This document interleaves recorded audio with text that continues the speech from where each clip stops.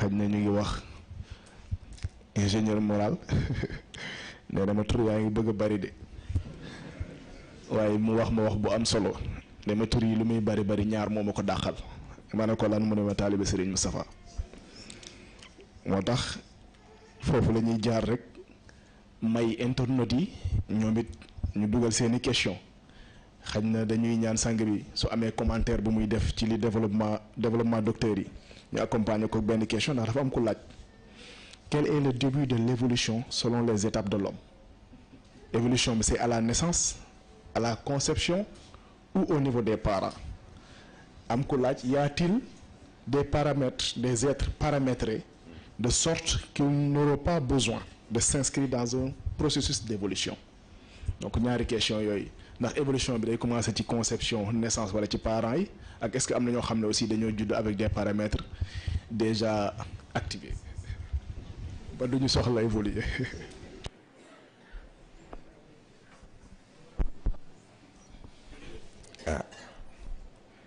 asalaamaaleykum wa rahmatullahi taala wa barakaatuhu.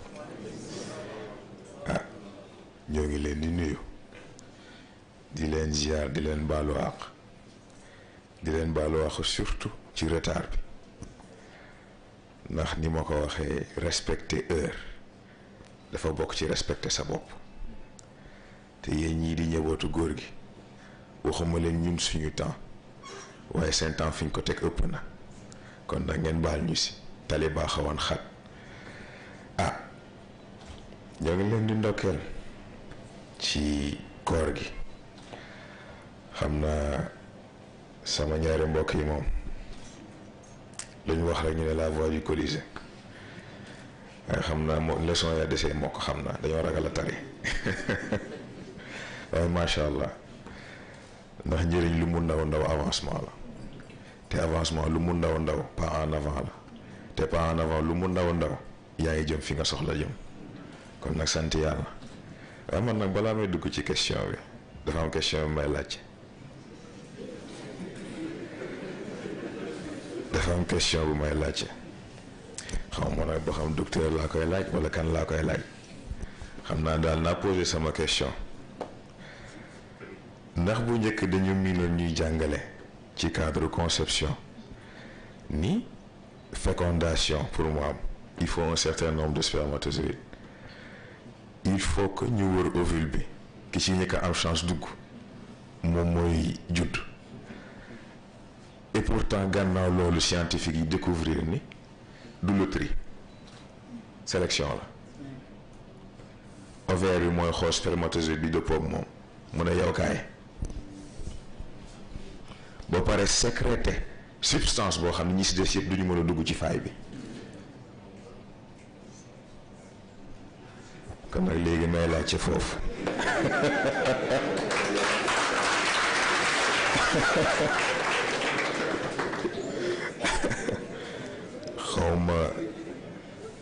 xawma domaine dimension physique ñoo may tontu xawma waa dimension mentale ñoo may tontu xawma waa dimension spirituelle ñoo may tontu waaye loolu daal laa bëgg ñu expliquer ma nu mu demee waaw léegi évolution wu nit fan lay tàmbali Cheikh El Hadji Malick moo ko tontu ba ay waajur ñëwee indi seen doom ne ko dañoo bëgg nga yaral ñu ko mu xool ne kii c'est trop tard parce que mu ne yàlla dana yar nit ñeent fukki at balaa moo judd waaye xam nga booba yar gaa tax ndax doom boo bëggee mu mel na nga bëgg mu mel da nga koy njëkkee ci sa bopp jikko ba nga bëgg mu am yar ko ci sa bopp xalaatin nga bëgg mu am njëkkee ko ci sa bopp raw gi nga bëgg mu raw njëkkee ko ci sa bopp moo tax en effet ci parents yi lay njëkkee waaye yamu fa ay étape la bu parents yi defee li leen war yàlla garantir ko doom juddu si mais nag moom it foog mu xool kan ngay jur kan nga mérité jur ak lan la jamono soxla c'est très important bul calculer loolu ba pare nag ba xam exactement kan la lay jox mais xam nga pour wax la nit ñi ñàkk dégg yi ñàkk dégg yàlla amoon na ay jamono fii ñu doon coow éducation sexuelle ci école yi lii lële mais dañoo déggul ndax yàllaa ko njëkkee yàlla ba muy jàngale lim nangu diggante góor ak jigéen mais du tey ndax yàlla li mu nangu ci diggante góor ak jigéen yëpp moo ko jàngale ci sangu set lan moo tax c'est très simple loo war a sang dafa fekk mu war a tilim waaye loo xam ni waru ko jëfandikoo ba mu war a tilim loo ciy doyee sang bàyyi ko kay am na beneen cadre bu ñu ko dugal waaye comme yàlla moom dafa am benn classe bu muy fonctionner am na benn bassesse boo xam ne du fa àgg moom da lay jàngal sangu set rek ne nga raxasal sa bopp nii bàyyi la nga dem mais mieux que ça ci cadre conception normalement ci ko respecter sa bopp respecter ki nga si xër mais surtout respecter ki nga bëgg a jur sangu set c'est avant et après c'est avant et après ndax ndegam nit lekk la war a net la war a raxas boppam raxas ay loxo ndax bañ dugal ci biiram lu mu war a dugal masak foofu kon nag c'est avant et après gis ngeen bu loolu jàllee conception bi ci boppam ñoo ngi wax 9 mois de grossesse waaye dafa war a njëkkee 9 mois de préparation grossesse du lu simple ndax nit moo simple parce que conception moment la instant la waaye instant boobu ci la lépp di joué instant boobu bu sa xel demee dina am impact instant boobu loo xalaat leneen dina am impact instant boobu sa respiration bu jàllu yoon dina am impact moo tax ñoo ngi tudd baatu handicap mais xanaa xamoon ne lii yëpp da ciy joué am na loo xam ne bu ko sa doom indaale xamal ne yow même bu dul ci lu physique parce que àq dafa am solo c'est très important ni ma ko waxee sànq sa doom mën na judd indaale benn jikko bi ci yow la sa doom mën na judd indaale benn melokaan bi mën na nekk ci yow ndax sa doom mën na xëy sonal la façon boo xam ne danga dul bàyyi xel ne yow noonu nga sonale woon yàlla ni ko benn woykat wóyee rappeur la sax def ne man de damaa yedd sama bopp mu ne ndax man dama naan def fu ma toogee ñaan yàlla waaye ma xëy yëg ni daf ma jéppi kon nag ma xam ne jot na ma may ko vacances te jël sama yitte teg ko ci kanam ba ma defee loolu laa doogee gis ni nekk kontaan na ci man c'est très important kon nag évolution ku nekk am na ci wàll parent bi am na ci wàllam waaye nit ki ci boppam am na yitte bu mu war a def pour évolution boobu mën a am nekkul rek lu banal c'est-à-dire que gis ngeen lii ñuy wax ni du problème mu philosophie du problème mu dara c'est absolument pratique am na ñoo xam ne jot nañ ci waxtaan ñoom am na ñoo xam ne jot nañ ci travail ak ñoom mais bañ appliquer mbir bi te bañ ko jàppee rek lu abstrait mais ban résultat lañ gis c'est très important parce que gis nga philosophie dafa incomplet lan mooy philosophie c'est l'art de se poser des questions waaye question sur question loolu bëgg a dëkki ut réponse boo xam ne boo gisee sax du la doy waaye léegi noo koy appliquer ci sa bopp kon nag philosophie kese doyul application bi dafa am solo c'est très important ba fàttewu ma dara ci question bi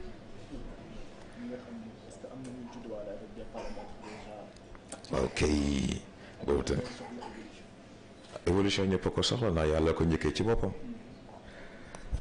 ndax xam nga yàlla bu fekkee balaa moo jàpp jullit dëgg laa wax yàlla moo ko nattee ci yonent bi mu fiy jóge fa mu tolloon foofu la teg baar bi et pourtant boo xoolee yonent bi ci boppam baar boobu weesu na ko yàgg na di dem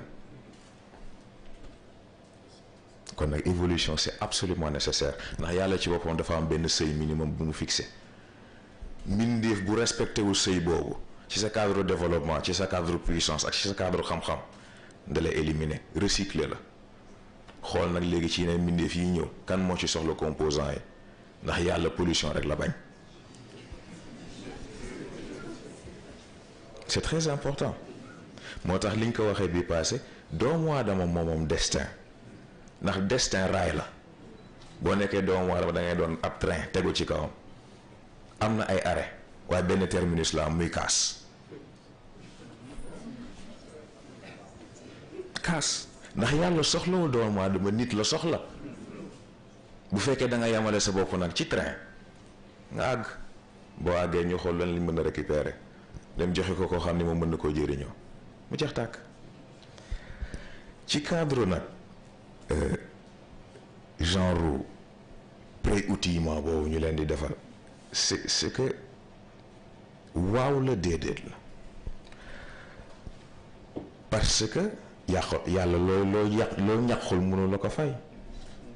ce qui veut dire que kon bu ñu gisee ni am na koo xam ne am na lu mu judduwaale bul jàpp ni fii la ko amee am na fu yàlla njëkkee ak moom am na fu mu jiitu am na fu mu jaar am na lu mu ñàq ba am li mu am waaye tamit bu ñu fàtte ne yàlla businessman la foo ne business nag ne investissement foo ne investissement ne profit waaye foofu recyclage bi day ñëwaat ndax yàlla bu gisee ni investissement bi mu def ci yow munoo fexe ba génneel ko bénéfice mais di retirer fonds yi te mooy li Serigne Cheikh waxoon ne wàlliyu nit dina judd nekk wàlliyu te du ko gaañoo foofu rek la dellu yàlla bu investir ci yow won ko ni équipe gagnante nga won ko ni résultat di nga ko teg won ko ni lim lay doyee dana mat won ko ni boo ko defee ba pare di nga ko ci tegal leneen mu xam ni kon yow liggéeykat nga bu ëllëgee balaa moo def ci keneen def ci yow foofu rek la toll waaye nag bu ñuy jàpp ni mbir bi ay jagle la jagle amul ci mbiru yàlla ñaari yaram dafa am foo jaar ak moom mu jox la lim lay jox xëy na nit ñi ñoo dul xàmmee lool waaye yàlla fi muy jaar ak ñi muy jaar moom moo ko xam ñi muy fay lim leen di fay moom moo xam c'est très important gannaaw loolu nag comme ni ma ko waxee investissement bi il faut nga fexe ba yow nekk investissement rentable c'est aussi simple que ça yaakaar naa mat na. fa tabarakallah yal na yàlla yokk leer dën. amiin incha allah. am naa dañuy dem ci yeneen questions yi rek dafay topp logique bi ba léegi. tudd nga ni yàlla pollution rek la bañ. nga wax ni suñu physique mooy suñu premier environnement. muy laaj comment peut-on contrôler notre environnement. Et comment expliquer la complexité entre environnement, corps et notre esprit. Et pourquoi dit-on un esprit sain dans un corps sain? waaw kay foofu laa bëggoon tàmbalee sax xam nga un esprit sain dans un corps sain boobu nit moomu ko ndax xam nga ñoo ngi tudd noyau humain mais foofu la dellu parce que noyau humain mooy central bi nga xam ne moo dajale yaram xel ak ruux waaye boo yamalee mbir yi si un esprit sain dans un corps sain c'est parce que ruux la duggul wala bu duggee ba pare dàqu na kon nag foofu wax ji lan la ci foofu nag environnement bi pollution bi fa lay dellu ndax bu ñu nee environnement mooy yaram xam nga dañuy wax détérioration de l'environnement réchauffement climatique yooyu ñuy wax yëpp xam nga dafa am lu ñu comprendre ci li yàlla dajale ci nit bu may wax ni àdduna bi juridiction nit te sax du àdduna bi kese univers bi la juridiction nit la dafa am lu tax parce que nit bu yàqoo loolu yëpp yàqu du nit moo dépendre ci àdduna dépendre ci nit pollution yeeg yi ñuy seetlu yëpp nit moo yàqu nit moo matul doomu aadama moo deful li ko war ba àgg fi mu war a àgg moo tax yi koy wër yëpp di ko wër parce que ak lu mënti xew xam nga Darwin sax yaakaar naa moo ko wax mu ne gis nga survie wu espèce ajuwul ci kàttanam ajuwul ci intelligence am mu ngi aju ci adaptabilité am te loolu yàlla ko jëkkee. gis nga milieu bi lu muy gën a doy waar nit bu réeree boppam réeree capacité am ci lay périr ci environnement bu mel noonu waaye nit bu pare du air du ndox du lekk la soxla te mooy li Serigne Cheikh waxoon mboq bokkul ak dund c'est très important kon nag lu milieu bi détérioré wu nit du am problème c'est très important kon nag environnement boobu dépolluer ko setal ko maintenir ko nan lay demee mais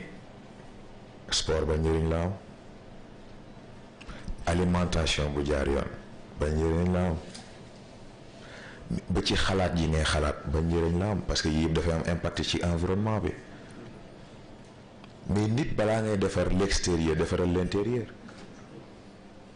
boo defee li la war ci sa bopp mi xanaa ci ngay tal def li la war ci leneen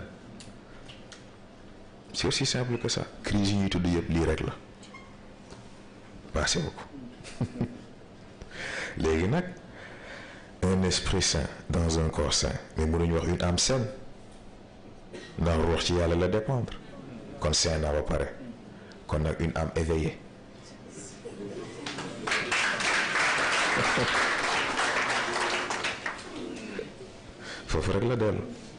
foofu rek la dellu ndax bu yaram matee yaram nga def ci moom li mu war a def ci yoon mu matit xel partenaire mat ruux partenaire ah xanaa kon ci la noyé bi mën a màgg xam nga dafay dellu ci xëy na loolu benn mbokk tudd ci lënd bi baatu chakra yooyu ñuy wax dañoo desee dégg moo tax ñu yamale ko foofu ndax noyau humain boo ko defee muy cercle diviser ko par 3 bu ci nekk ak paaram mais bu ci nekk bu waree màgg mais mënul piétiner ci moroomam mais gis nga boo ko jàppee lu 2D rek doo comprendre il faut nga jël ko ci échelle 3D ndax foofu la profondeur bi di feeñ kon nag ñoo ngi tudd nit waaye ay degré la ki nga xam ni moom ay éléments ñoo kawee sa yos mais lu répartition bi égal boo ko xoolee ci wet gi gis ni moo la sut kon nag nit ak nite ay degré la ay palier la da ngay gën di yéeg ba keroog di àgg fi yàlla soxla dit niveau bi mu ko yéene nga xam ne juridiction bi nag léegi moom moo koy yore parce que nag bu leen kenn nax yàlla soxlawul 7 milliards nit kenn la soxla te boole na ko ñetti juge Adam war a juger état physique am xool ba xam est-ce que yaramam mën na li mu war a mën est-ce que capacité yi ci denc yëpp génnee na ko mu jël xel denk yonent yàlla Ibrahim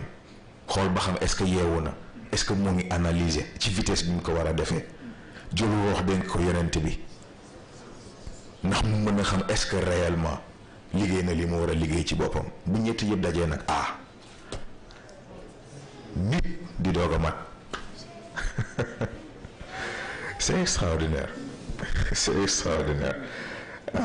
xam naa maa ngi commencé piétiner sax ci yeneen domaine bi am na solo de xam naa moom bu yóbboo les partisans yi lutter pour la protection de l'environnement changer de paradigme. waaw foo ñu njëkkee ci seen bopp. il le faut absolument parce que toujours nit dafay jóge ci dafay fàtte boppam di seeti jafe yi ci biti. ba ci suñu borom sax. bi muy wax ci dégradation de l'environnement nit la ko delloowaat. ndax zaharul fasad fil barri wal bahr bima kasabat aydi nas di fait des agissements de l'homme. parce que daf ko jox mandat ba pare. daf koy laaj compte rendu. effectivement mu ngi doon ñu continuer. parce que dañu wax ci les composantes de l'humain ak seen utilité. am kuy laaj. li ñuy tuddee sens de perception. ndax ci bët ci gis la dellu. wala ci xol. di laaj aussi le sens de l'entendement. ndax ci nopp la aju wala ci xol la aju.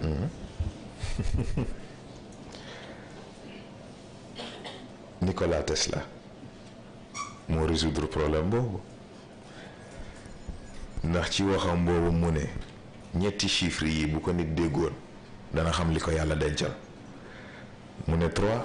ni 6 ni 9 man wax jooju dama ko déggoon di ko étudier